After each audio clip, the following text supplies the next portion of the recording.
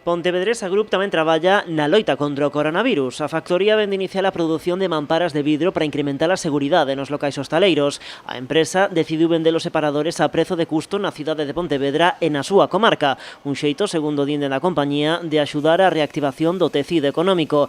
Deste xeito, un bar da contorna pode mercar os seus separadores desde un precio de pouco máis de 60 euros a unidade.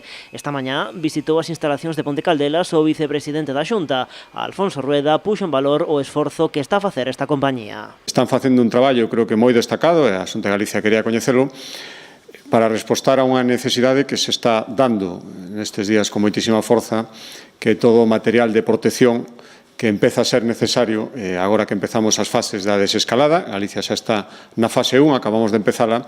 A nosa prioridade como administración, tamén a de moitísimos empresarios, a de moitísimos autónomos, é que as persoas que pouco a pouco se van incorporando tanto os centros de traballo como os locales de hostelería, os comercios, todas esas persoas teñan as máximas medidas de protección. Rueda indicou que con este tipo de elementos o arranque da nova normalidade pode ser máis levadeiro. Apuntou que este material de protección tamén será necesario nos edificios administrativos. Segundo detallou, estarse a valorar a súa instalación conforme a incorporación dos traballadores e funcionarios de xeito paulatino. Nestas semanas están analizando físicamente os lugares, se cumplen as distancias de seguridade, se é necesario en algún dos postos de traballo, especialmente os que atenden ao público, pero tamén outros, poñer este tipo de barreiras, este tipo de separacións, e unha vez que se faga todo ese análise, empezará a partir da semana que ven a incorporación do persoal. Xa digo, de xeito paulatino. Na primeira fase se incorporará o persoal, seguirá o persoal que xa estaba traballando durante a fase da pandemia,